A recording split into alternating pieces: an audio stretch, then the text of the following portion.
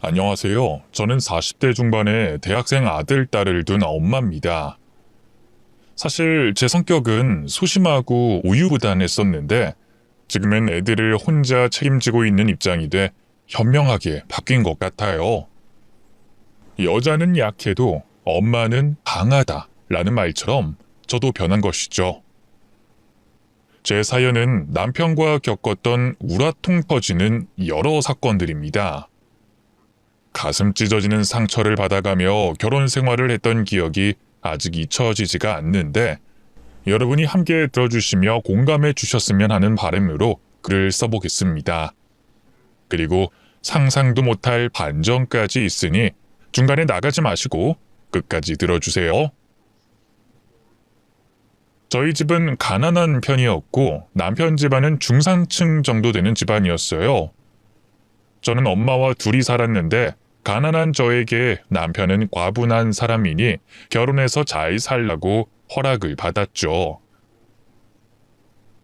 반면 시댁에서는 제가 별 볼 일 없는 여자라서 심하게 반대하셨어요.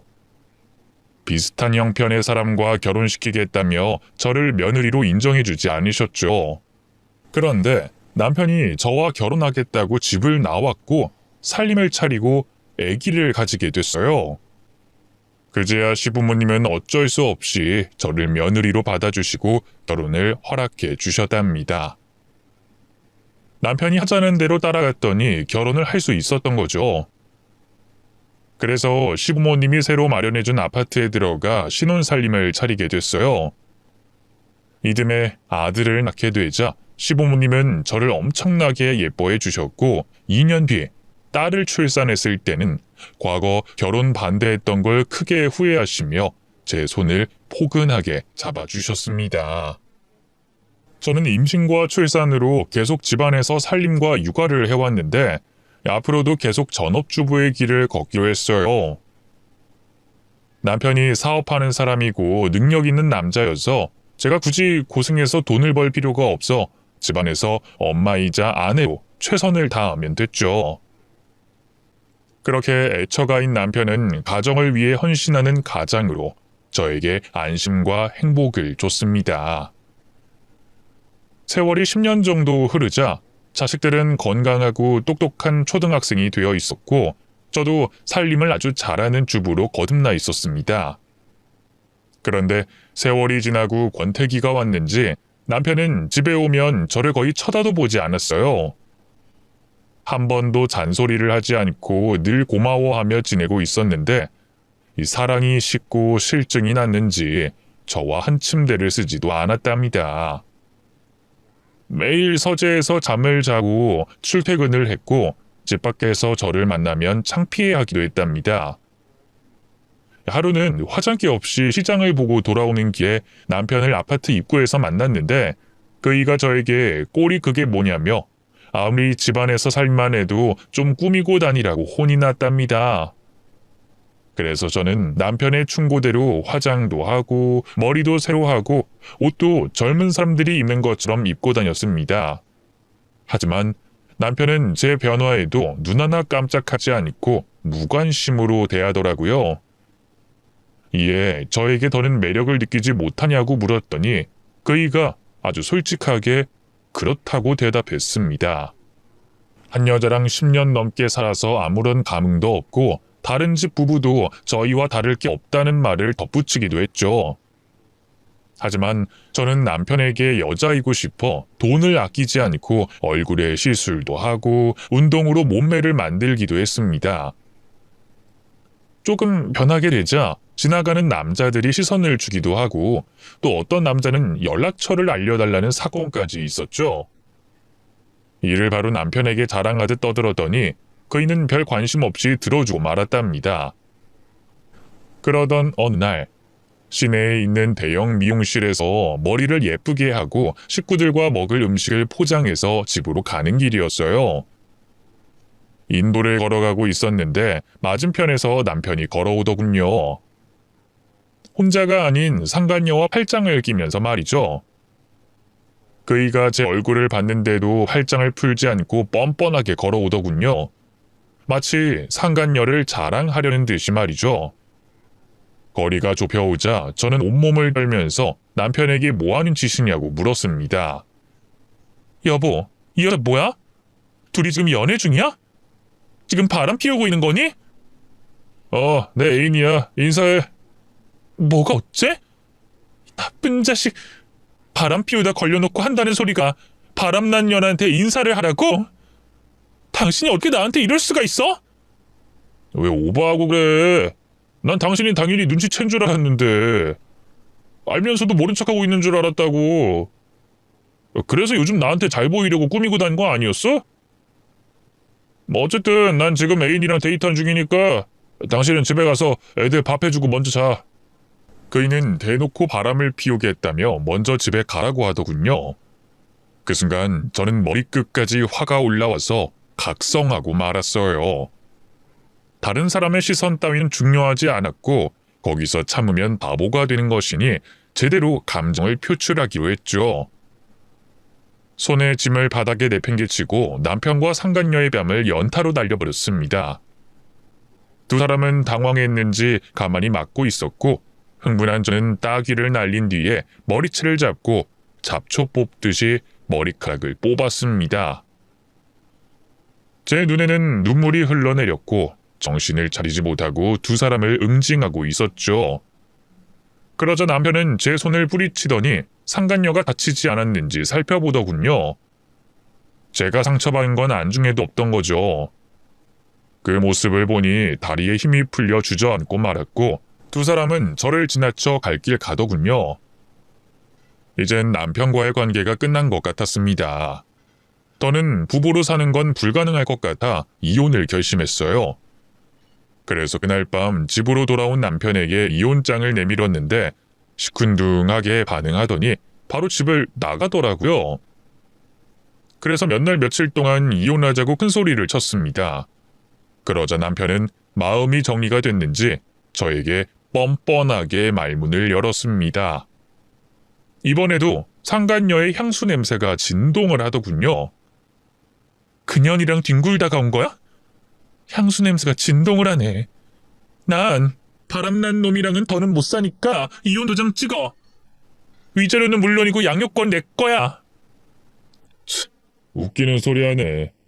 여보, 당신 나 아니었으면 지금 이렇게 편하게 살 수 있었을까? 그리고 내가 장모 병원비로 쓴 게 얼만진 몰라?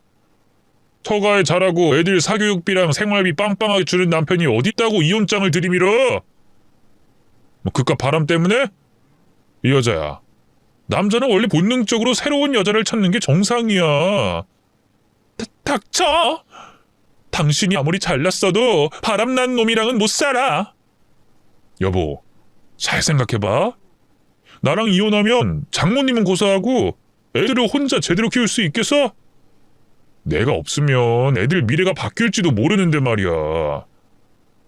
이보세요, 아줌마. 나 오늘 그 여자랑 끝내고 왔어.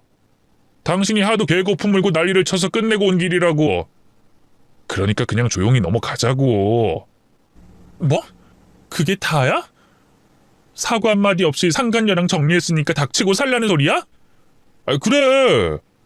내가 없으면 우리 집안이 제대로 굴러갈 것 같아? 나처럼 가정에 충실하는 가장이 흔한 줄 알아? 장모님한테 들어간 돈이 얼마인지 계산기 두드려 볼까? 친정엄마가 당뇨에 고혈압도 있었고 무릎 인공관절 수술과 모든 생활비와 병원비를 지원해주고 있어서 큰 소리를 치던 겁니다. 저는 남편의 뻔뻔한 소리를 듣고 할 말을 잃고 말았습니다. 갑과 을이 확실하게 정해져 있으니 뭐라 말해야 할지 모르겠더라고요. 그이는 바람은 그만 피울 테니 조용히 없던 일로 묻어버리자고 했습니다. 저는 몇 날 며칠 동안 남편 없는 인생을 생각해보기도 했고 그이가 해준 게 얼마나 많은지 떠올려봤어요. 그런데 그이 말이 모두 맞았어요. 남편이 없었다면 저희 엄마는 병이 더 커져서 고생하시고 계셨을 테고 똑똑한 아들, 딸을 제대로 지원하려면 남편의 도움 없이는 불가능했습니다. 텔레비전이나 지인들이 배우자가 바람을 피워도 이혼을 쉽게 못한다는 말을 할 때 이해하지 못한 저였는데 직접 상황이 닥쳐보니 그런 이유를 알겠더라고요. 결국 저는 남편의 외도를 눈감아주기로 했고 아무 일 없다는 듯이 그이의 아내이자 아이들의 엄마로 계속 지냈습니다. 제 인생보다 아이들과 친정엄마가 더 중요했으니 그이 곁을 떠나지 않기로 한 거죠. 남편은 저에게 미안해하진 않았지만 회사 일이 끝나면 곧장 집으로 돌아왔습니다. 자기가 바람 피우고 있지 않는 걸 보여주려는 건지 칼같이 집으로 돌아왔답니다. 아들과 딸은 저를 많이 따르기도 했지만 남편도 저 못지않게 따랐어요. 그이는 저에게 냉랭하게 대했지만 아이들에겐 자상한 아빠로 아주 잘하고 있었으니까요. 자식들에게 잘하는 모습을 보게 되니 제가 이혼을 참은 걸 잘한 일이라는 생각까지 들었습니다. 또 친정엄마의 병원비를 지원해주는 것과 가끔 친정에 들러 걱정해주는 모습을 보고 있노라면 남편은 저를 빼고는 모든 식구들에게 잘하는 괜찮은 사람이었네요. 이렇게 바람 피운 남편을 마음속으로 용서하고 다시 잘 지내보려고 했습니다. 하지만 그이는 저에게 다가오지 않았고 여전히 각방을 쓰며 피했습니다. 이 문제를 해결해 보려고 저는 예뻐지려고 엄청 노력했어요. 나이 40이 다 됐는데도 길거리에 나가면 10년은 젊게 보는 사람들이 있을 정도로 관리를 잘했답니다. 친구들이나 지인들이 어떻게 관리를 했냐며 부러워하기도 했고 제 남편과 아직 신혼처럼 잘 지내고 있는 것 같다며 부러워하기도 했어요. 이렇게 제가 달라졌음에도 남편은 조금도 미동하지 않았어요. 사랑이 변하다 못해 완전히 증발했는지 제가 아무리 매력적으로 달라져도 그이의 무시하는 듯한 눈빛은 달라지지 않았습니다. 결국 저는 남편의 마음을 얻는 걸 포기하고 그냥 그이가 행동하는 것처럼 저도 한 집에 사는 일원으로만 생각하기로 했어요. 괜히 그이의 사랑을 기대하거나 특별한 밤이 찾아오지 않을 테니 괜히 다이어트를 하거나 꾸미는 짓을 포기해버렸습니다. 그리고 만일을 위해 저도 일을 시작하기로 했답니다. 제가 아무것도 가진 게 없어서 바람난 남편과 이혼하지 못한 것 같아서 파트타임으로 식당에서 서빙 알바를 했어요. 아이들이 학교에 있는 시간에만 일을 할 수 있어서 충분히 소화할 수 있었습니다. 제가 이렇게 일을 구해서 하는 걸 남편이 알게 되자 푼돈벌이에서 뭐하냐며 그냥 주는 돈이나 받아 쓰면서 조용히 살라고 하더군요. 당신 왜 안 하던 짓을 하고 그래? 식당에서 서빙을 한다고? 내가 언제 돈을 부족하게 준 적이 있던가? 이건 돈 때문에 하는 일이 아니야. 내가 너무 집에서만 지내서 바보가 되는 것 같아. 그래서 사회생활하면서 배우고 발전할 거라고. 나중에 우리 애들이 크면 회사에도 취직할 거야. 뭐? 회사에 취직을 해? 누가? 고졸인 당신이? 할 줄 아는 것도 없으면서 무슨 깡따구로 그런 말을 해? 요즘 취업 전쟁인 거 몰라? 대학 나온 애들도 변변찮게 노는 세상인데 고졸의 애엄마인 당신을 누가 불러다 써주겠냐고. 무시하지 마. 난 한다면 하는 사람이니까. 그래. 뭐 식당 서빙하는 건 말리지 않겠지만 살림 똑바로 못하면 바로 관둬야 한다. 집구석에 들어오면 깨끗한 환경에서 좋은 밥 먹는 게 남자들이 누릴 권리니까. 애들 키우는 것도 허투루하면 안 되고. 알았겠냐? 걱정하지 마. 내가 아무 생각 없이 시작한 게 아니라고 하잖아. 그리고 애들 앞에서 무시하는 발언 하지 마. 그땐 진짜 가만 안 둬. 남편은 고작 식당 알바하면서 큰 소리 친다고 저를 비웃었습니다. 저는 그러거나 말거나 훗날을 위해 제 인생을 바꿔나가기로 했답니다. 세월이 지나면서 식당 알바 말고도 자격증 공부를 했어요. 미용 자격증을 따면 미용실에 취직은 할 수 있을 것 같아 열심히 공부하고 연습했죠. 그래서 이듬해 저는 자격증을 따서 작은 미용실에 취직했답니다. 애들도 학교 말고 과외와 학원을 다니고 있어서 제 손이 크게 필요하지 않은 것 같아 하루 8시간씩 일하게 됐어요. 돈도 벌고 많은 사람들과 대화를 나누면서 성장하는 기분이 들었답니다. 3년 동안 일도 하고 자식들 보는 낙으로 살고 있었는데 남편이 또 한 번 큰 사고를 쳤답니다. 경찰서에서 연락이 와서 찾아갔더니 글쎄 음주운전 뺑소니로 사람을 치고 잡혔다는 겁니다. 이건 뭐 외도보다 더한 잘못이고 엄연한 범죄였기 때문에 남편에게 5만 덩이 떨어졌어요. 술 처먹고 운전하다가 사람을 다치게 했으니 절대로 이해해서는 안 될 일이었습니다. 유치장에 있는 그이가 벌을 받길 바라고 돌아왔는데 비싼 변호사를 선임해서 피해자와 합의를 하고 벌금형으로 끝이 났답니다. 경찰은 초범이고 반성을 하고 있는 데다 피해자가 합의를 하고 선처를 구한 상황이니 봐주고 넘어가겠다는 겁니다. 우리나라는 음주운전을 가볍게 여기고 있다는 걸 남편이 멀쩡하게 집으로 돌아오는 걸 보고 다시금 깨달았답니다. 저는 그 일을 벌레 보듯이 보며 부끄러운 줄 알라고 손가락질을 했습니다. 술 먹고 운전한 것도 모자라서 70대 노인을 치고 도망을 쳐? 당신이 그러고도 사람이야? 야, 그만해라. 내가 일부러 그랬냐? 술 먹고 기억이 안 나는 걸 어쩌라고. 술 먹고 기억이 나지 않으니까 책임이 없다. 지금 그 말이 하고 싶은 거야? 그래. 내가 술 먹고 어떻게 운전대를 잡은지도 기억이 나지 않기도 하고 그 노인네가 무단횡단하다가 내 차에 받친 거하고 따지고 보면 멍청한 노인네만 아니었으면 아무 일도 일어나지 않았을 거라고. 재수없게 걸렸을 뿐이야. 진짜 바닥이네. 당신 내가 아는 남편 맞아? 날 등한시하는 건 상관없는데 애들한테는 부끄러운 아빠가 되진 말아야 할 거 아니야. 왜 이렇게 변한 거니? 착하고 순수하던 사람은 어디 가고 무서운 인간이 된 거냔 말이야. 진짜 별일도 아닌데 더럽게 떽떽거리네. 야, 내가 술 먹고 사람 쳤다. 근데 뭐? 놓친 내가 저 세상 가기라도 했냐? 그냥 다리뼈가 부러진 것 뿐이잖아. 치료비랑 합의금 주고 원만하게 해결했는데 왜 이렇게 난리야? 돈으로 해결했으니까 그만하라고? 난 당신이 이렇게 무서운 사람인 줄 몰랐어. 계속 결혼 생활을 해야 할지 확신이 서지 않는다고. 저는 진짜로 남편이 무섭고 사악한 존재로 느껴져서 이혼을 생각했습니다. 그러자 그이는 또 친정 엄마의 병원비 이야기를 꺼내면서 누구 덕에 이만큼 먹고 사는지 잘 생각해보라고 으름장을 놓더라고요. 당신 미용실 취직해서 돈 벌고 있다고 의기양양한 모양인데 그래봤자 당신이 버는 돈은 푼돈이야. 나랑 이혼해서 애들 키울 수 있을 것 같아? 월급 150만 원으로 말이야?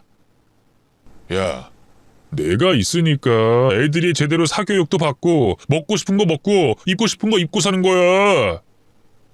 그리고 장모님도 나 아니었으면 벌써 무슨 일 났을걸?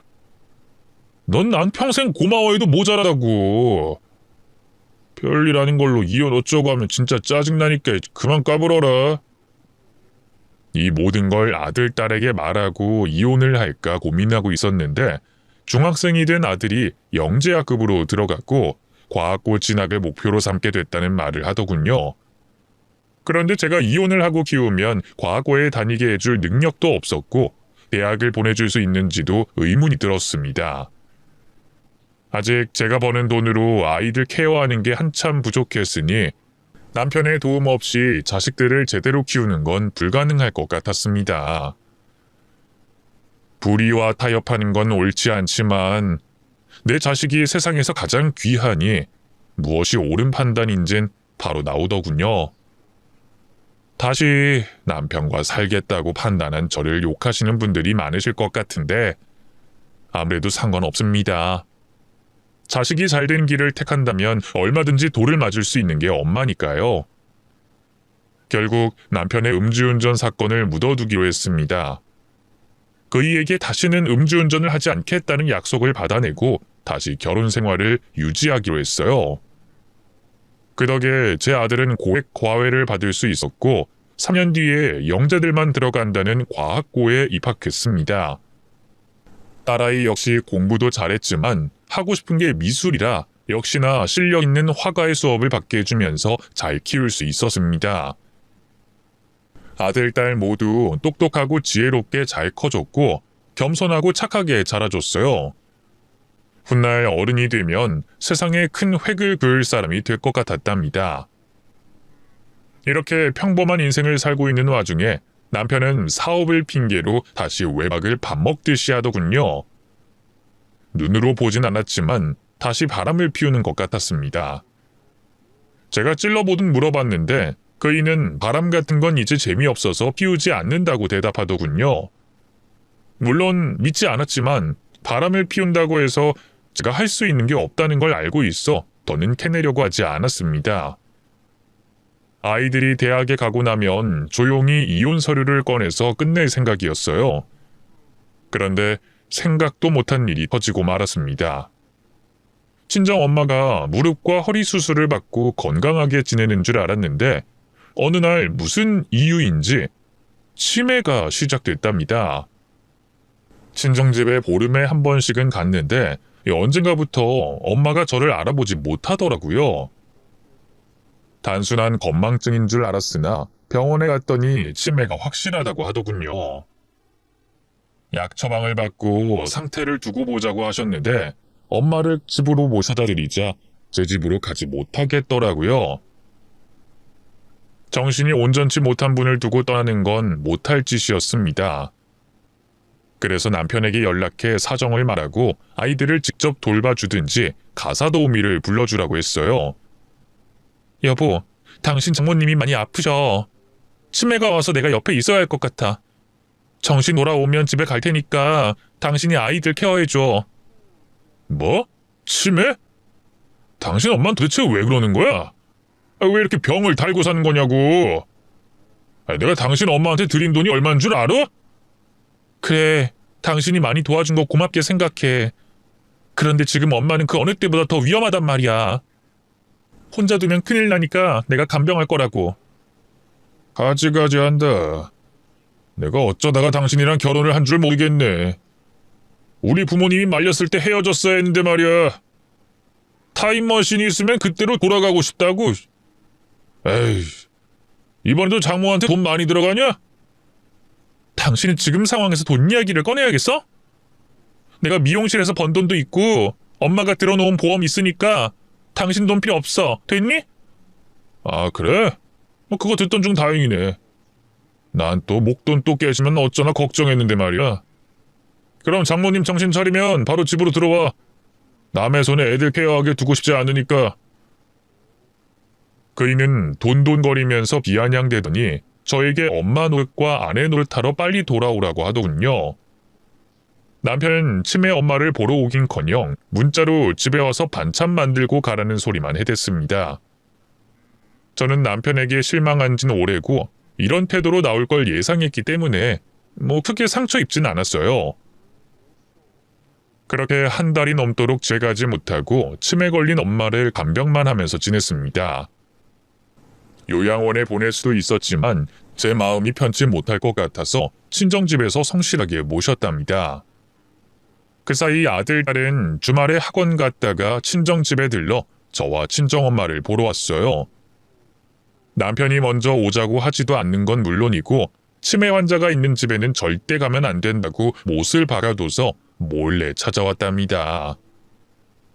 자식들은 똑똑하면서도 바르게 자라줬으니 더할 나위 없을 만큼 고마웠습니다. 아들, 딸은 자기들 걱정하지 말고 할머니나 잘 모시라고 말해주고 돌아갔답니다. 그러다 엄마가 제정신이 돌아왔고 일주일 동안 치매 증상을 보이지 않으셨어요. 저는 기쁘기도 하고 여유가 생기기도 했습니다. 엄마는 저더러 집으로 돌아가라고 이젠 괜찮으니 일주일에 한 번씩만 와서 생사만 확인하라고 하시더군요. 이에 저는 하루는 저희 집에서 다른 하루는 친정에서 엄마를 돌보면서 지냈습니다. 그러자 남편은 그동안 쌓인 불만이 많았는지 집에서 술을 마시는 날이 부쩍 늘었어요.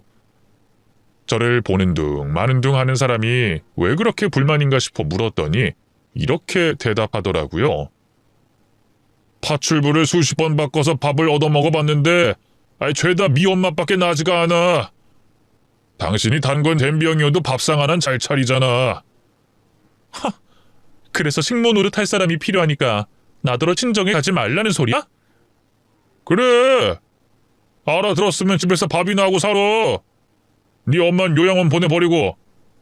그거 얼마 하지 않으니까 내가 돈 대줄게. 당신 엄마가 나한테 뽑아간 돈이 한두 푼도 아닌데 이 정도는 껌이지. 뭐야? 당신 끝까지 막말하는구나.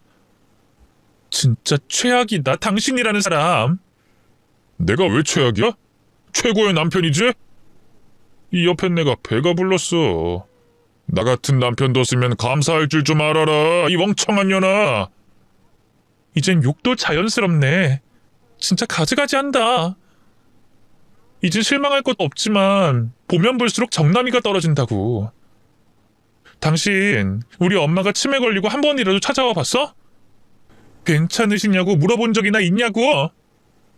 그러면서 요양원에 모시라고? 그 이유도 아주 기가 막혀. 내가 식모 노릇할 수 있게 엄마를 요양원에 보내라는 거잖아. 이 옆에 내가 어디서 언성을 높여, 이씨. 야, 장모님 나이가 몇이야? 오래 살았으면 다 병이 있는 거야. 요양원 간 건 아주 자연스러운 일이라고. 네가 장모 죽을 때까지 간병할 거야? 뭐 어떡해. 뭐 이혼해 줄 테니까 그 집 가서 살래?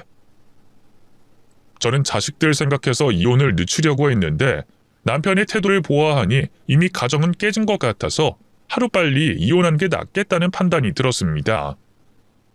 그래, 좋아. 이혼해줘. 당신이 우리 엄마한테 쓴 돈이 많으니 위자료는 안 받을게. 그리고 애들은 곧 성인 되고 독립할 테니까 양육권 분쟁할 필요도 없으니 깨끗하게 헤어지자. 인연이 첫 돌았네, 이씨. 네가 지금 나한테 이혼 요구할 입장이야? 거지 같은 년을 사모님으로 살게 해줬더니 은혜를 이따위로 갚아? 애들 다 컸으니까 볼 일 없다 이거냐고! 남편은 술 냄새를 잔뜩 풍기며 제 얼굴에 가까이 들이대며 멱살을 잡더군요. 인연 웃긴 년이네. 나랑 이혼하고 싶은 걸 쭉 참아왔던 것처럼 말하고 있단 말이지. 호강하고 살게 해줬더니 미리 계획하고 있던 거냐? 당연하지. 당신이 바람 피웠을 때부터 이미 이혼할 생각이었어. 날 무시하고 하녀 취급하는 것도 질려버렸다고. 또 음주운전 사고 냈을 땐 당신이란 인간이 사무치도록 무서웠어. 그런 짓 하고도 아무렇지 않게 사는 걸 보고 구역질 났단 말이야. 그리고 당신 지금도 다른 여자랑 만나고 있는 거 다 알아. 알면서 모른 척하고 있던 것뿐이야. 왜인 줄 알아? 당신이 바람을 피우든 말든 내 관심 밖의 일이니까. 남남이라 생각한 지 오래여서 당신이 무슨 짓을 해도 눈 하나 깜짝 안 한다고. 이제 내 맘 다 알겠지? 그럼 이혼 도장 찍자. 헤어지고 각자 살 길 살자고. 제가 속에 묵혀있는 말을 모두 꺼냈더니 남편이 극도로 흥분하더니 제 얼굴에 손찌검을 시작했습니다. 인연이 등 따시고 배부르니까 그게 당연한 줄 알고 있네. 야, 이년아. 이혼을 해도 내가 원할 때 하는 거야. 넌 나한테 이혼 요구할 자격 없어. 이젠 손찌검까지. 진짜 최악이다. 당신 이런 인간인 거 애들한테 다 알려줄 거야. 그동안 애들이 어려서 아무 말 못했는데 이젠 당신에 대해 다 까발리고 끝내겠어. 아이고, 왜 참아주셨을까? 그래, 말하고 싶으면 해라. 그런데 니는 패는 건 아직 시작도 안 했어. 지금부터 본격적으로 시작이라고 이 망할려나? 술에 취한 남편이 힘을 쓰며 저를 때리자 반격하려고 했는데 건장한 남자를 이기는 건 역부족이었습니다. 그이가 따귀와 주먹질과 발길질로 저를 구석에 몰아놓고 패는데 너무 아파서 온몸을 감싸고 끝나기만을 기다렸어요. 그이는 술을 더 마실 생각이 들자 저를 놓아주더군요. 그리곤 살림 똑바로 하라는 경고를 하더라고요. 저는 그날 저녁 옷가방을 들고 친정으로 갔습니다. 엄마는 치매가 심해지셔서 저를 알아보지 못하셨습니다. 딸이 맞고 왔다는 걸 모르는 게 나은 것 같아 그 순간은 엄마가 치매인 게 다행이다 싶었네요. 제정신의 딸내미가 얻어맞은 꼴을 보면 가슴이 찢어지셨을 테니까요. 저는 친정에서 2달 정도 간병을 했고 아들, 딸이 자주 찾아와서 위로해주고 갔습니다. 그때까지만 해도 남편에 대한 이야기를 하나도 해주지 않았습니다. 제가 맞은 것과 과거에 무슨 잘못을 했는지 모두 입 밖으로 꺼내지 않았어요. 그래도 자식들에겐 큰 사랑을 준 사람이니 헐뜯고 싶지 않았답니다. 그러던 어느 비가 억수처럼 쏟아지는 아침에 엄마가 웬일로 늦잠을 주무시더라고요. 치매여도 새벽 5시면 일어나시는 분인데 그날은 오전 9시가 돼도 이불 밖으로 나오지 않으셨습니다. 뭔가 이상하다 싶어서 방문을 열고 엄마를 불렀습니다. 엄마, 왜 아직도 주무셔? 배고프다고 난리치실 분이 왜 조용하신 거야? 그런데 엄마는 아무런 대답을 하지 않으셨습니다. 가까이 다가가 이불을 걷어내고 엄마의 어깨를 흔들었어요. 엄마, 일어나. 일어나시라고. 왜 아무 반응이 없는 거야, 엄마? 엄마는 주무시다가 심장마비로 세상을 떠나셨습니다. 저는 엄마를 안고 오열했고 제 온기가 전해지면 다시 눈을 뜨실 것만 같았어요. 하지만 그런 일은 일어나지 않았습니다. 그렇게 엄마를 보내드려야 했어요. 병원 장례식장으로 향하면서 남편에게 전화를 걸었죠. 아무리 미워도 엄마가 돌아가셨으니 소식을 전해야 하는 게 도리라고 생각했습니다. 여보, 엄마 돌아가셨어. 새벽에 심장마비로 세상 떠나셨어. 아, 그래? 그럼 당신 이제 다시 집으로 오는 거야? 그럼 집에 가서 청소 좀 깨끗이 해놔. 뭐? 여보, 방금 내 얘기 들었어?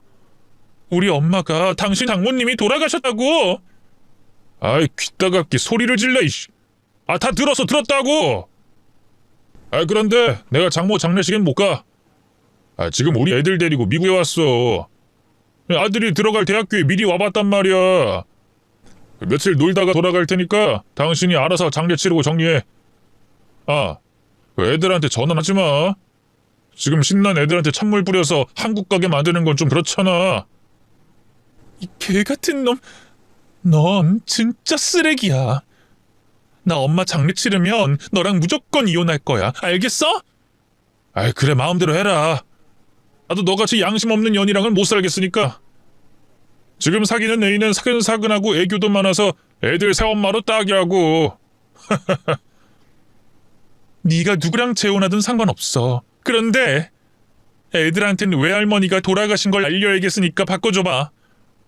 애들 핸드폰이 꺼져 있어서 통화가 안 돼. 지금 내 말 똥구녕으로 들었냐? 야, 애들 신나서 들떠있는데 네 애미 뒤졌다는 소식을 전해서 다운되게 만들 생각이야? 야, 네 애미 장례는 혼자 치러. 어차피 이혼할 사이인데 장례식에 오라는 건 양심의 썩은 짓 아니냐? 내가 너랑 이혼한다고 그랬지 자식들하고 연을 끊는다고 했냐? 내 새끼들도 외할머니가 돌아가신 걸 알아야 할 의무가 있으니까 당장 바꿔. 싫은데. 혹시라도 네가 전화할까봐 내가 애들 헤드폰 꺼두고 가방에 넣어뒀지. 그러니까 괜히 기다리지 말고 혼자서 장례식 치러라. 여보세요? 야, 이 나쁜 새끼야. 이는 저를 조롱하고 전화를 끊어버렸습니다. 결국 아들, 딸은 끝내 연락이 닿지 않았고 친정엄마의 장례식을 저 혼자 치렀습니다. 슬프고 공허한 마음으로 사흘 동안 뜬 눈으로 엄마의 영정사진만 보며 넋을 잃고 보냈네요. 3일장을 치르고 엄마를 화장해서 납골당에 모시고는 친정집으로 돌아갔습니다. 엄마의 집을 처분하고 유품을 정리하고 나왔답니다.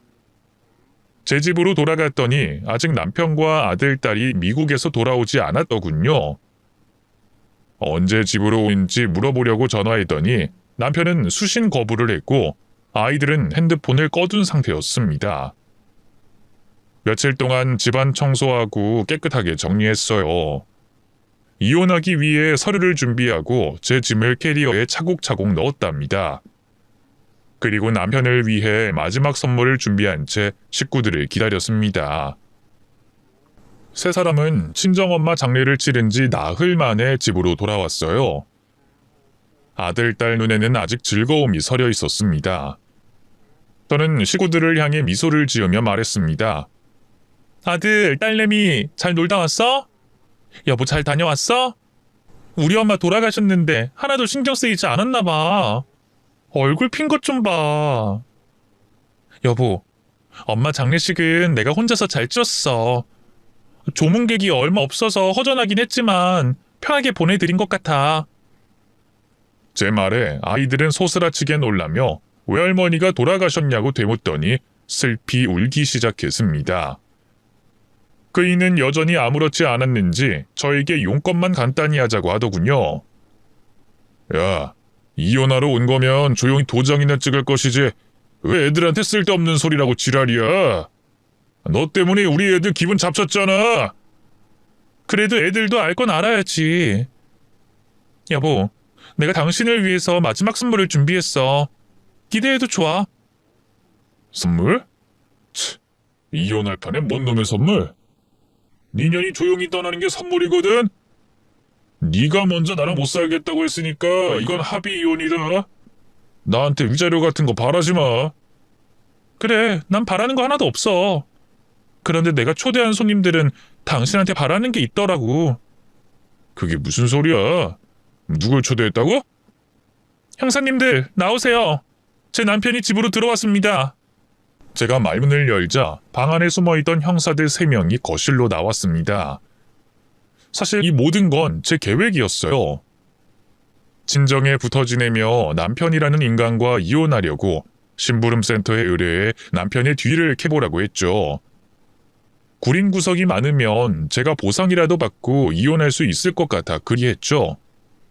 그런데 남편은 엄청난 범죄에 연루된 인간이었어요. 그이는 사업체를 다른 사람에게 넘기고 불법 도박 사이트를 운영하고 있었습니다. 이 사실을 알게 된 저는 위자료고 뭐고 남편을 신고하기로 결심했답니다. 그것도 아이들 앞에서 체포되는 걸 보여주는 벌을 내리려고 엄마의 장례식을 치르고 경찰서에 신고해서 저희 집에서 잠복을 했답니다. 남편은 형사들을 보더니 발뺌을 하더군요. 자긴 아무 잘못이 없으니 영장 가져와서 따지라고 으르렁대더라고요. 그러자 형사팀장이 영장을 굳게 펴서 보여주며 불법 도박 사이트를 운영하는 증거를 다 가지고 있다며 체포하려고 했습니다. 이런 젠장, 이거 놔! 놓으란 말이야! 저 옆에 내가 애들 앞에서 남편을 쇠고랑 채우려고 해? 그러고도 당신이 엄마 자격이 있어? 애들도 알 권리가 있잖아. 그렇게 나한테 조금이라도 잘하지 그랬어. 우리 엄마 장례식에만 왔어도 이렇게 집에서 체포당하게 두진 않았을 거야. 애들이 없는 곳에서 잡아가게 기회를 줬을 거란 말이지. 여하튼 이제 당신 인생 쫑났어. 도박 사이트 운영자는 얄짤없이 징역 간다더라. 재산도 압수당할 거고. 이 모질한 년아, 내가 잡혀가면 애들 인생은 어쩔 건데? 우리 애들 유학은 누가 보내주고 뒷바라진 누가 해줘? 왜 그렇게 대가리가 텅 비었냐? 지금 애들 걱정할 때가 아닐 텐데. 당신 도박 사이트 운영이 얼마나 큰지인지 몰라? 지금 들어가면 아주 오래 감옥에서 썩어야 할 거라고, 이 멍청한 쓰레기야. 이 은혜도 모르는 나쁜 년아. 결국 이렇게 나오는 거냐? 너 지금 무슨 짓 한 줄 알아? 내 인생뿐만 아니라 우리 애들 인생까지 종냈다고. 나 아니면 누가 유학시켜줄 건데? 한국에서 공부해도 충분해. 그리고 내 자식들은 착하고 선해서 무슨 일을 하든 열정적으로 잘할 거야. 내가 개고생을 하더라도 끝까지 뒷바라지 해줄 테니까 걱정하지 말라고. 이 씹어먹어도 시원찮을 년. 너 이리 와봐. 가만두지 않겠어. 그이가 수갑을 찬 채 애들 앞에서 저를 공격하려고 달려들자 제가 무릎으로 그이의 급소를 걷어차서 상황을 끝냈습니다. 어때? 많이 아프지? 바람에 음주운전, 손찌검, 도박까지. 진짜 당신이라는 놈은 쓰레기 중에서도 분리수거가 안 되는 악종 쓰레기다. 평생 감옥에서 나오지 않길 바래. 이거 참... 내 인생 제대로 꼬였니. 여보, 내가 미안해. 미안하게 생각한다고. 이봐요, 형사님들. 잠깐 우리 애들이랑 대화 좀 하게 시간 좀 주세요. 형사들이 남편이 아들, 딸에게 대화하는 동안 잠시 기다려주고 있었는데 그이가 몇 마디 하다가 눈치를 보더니 수갑을 찬 채로 현관 밖으로 도망쳤습니다. 형사들과 저와 자식들도 밖으로 나가봤죠.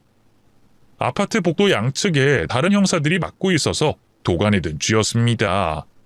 그런데 남편은 잡히기 싫었는지 4층 난간에 올라서더군요. 야, 이 여편네야!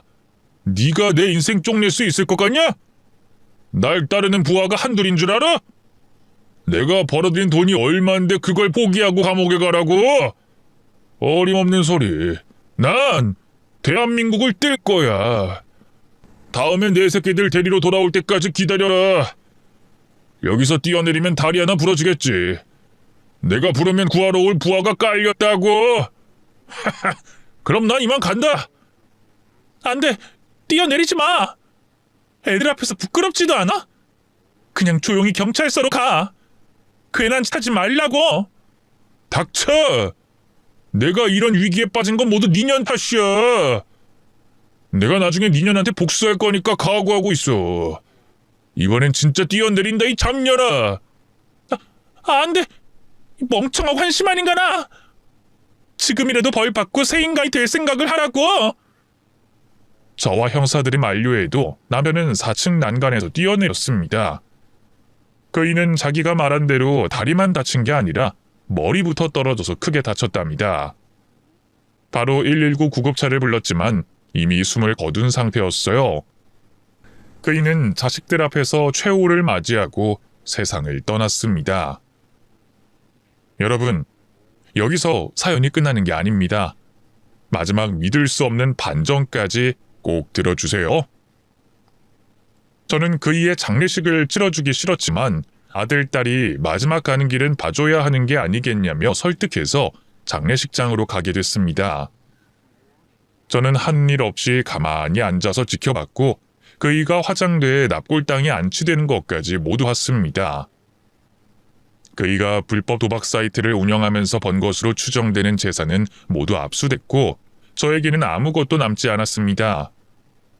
아파트도 이미 남편이 사이트를 운영하면서 대출을 많이 받아둔 상태라 제가 받을 수 있는 돈은 한 푼도 없었습니다. 아들에겐 미안하지만 유학은 어려우니 한국에서 공부하라고 했네요. 이사를 준비하면서 남편의 유품을 버리려고 한 곳에 모았는데 뭔가 신기한 물건이 하나 보였습니다. 핸드폰 같이 생겼는데 켜보니 GPS라고 뜨더군요. 위치 추적기였던 거죠. GPS는 지도의 한 곳을 보여줬는데 남편의 고향집 근처였답니다. 호기심이 생긴 저는 이 기계를 보관하는 이유가 분명히 있을 거라 판단하고 기계가 가리키는 곳으로 찾아가 보기로 했어요. KTX를 타고 남편의 고향인 지방의 한 시골로 찾아갔습니다. 그곳에서 남편과 연애하던 때가 떠올랐어요. 그때는 한없이 다정하고 착한 사람이었는데 하는 추억을 회상하며 시골 거리를 누볐습니다. GPS가 가리키는 곳으로 걸어가는데 풀숲이 우거진 장소였어요. 도대체 여기에 뭐가 있길래 위치 추적기를 달아놨는지 의문이었죠. 이윽고 GPS가 삐비빅 하는 소리를 내며 위치 추적기가 있는 곳에 도착한 소리를 내더군요. 그런데 제 주위에는 나무와 풀밖에 보이지 않았습니다. 곰곰이 생각해봤더니 아무래도 땅속에 뭔가 숨겨둔 것 같더라고요. 저는 다시 길을 내려와서 철물점에 들러 사판자루를 사서 다시 그 장소로 올라갔습니다. 그리곤 열심히 삽질을 해서 땅을 파왔더니 뭔가 걸리는 느낌이 들었어요. 저는 손으로 조심스럽게 검은 비닐을 걷어냈습니다.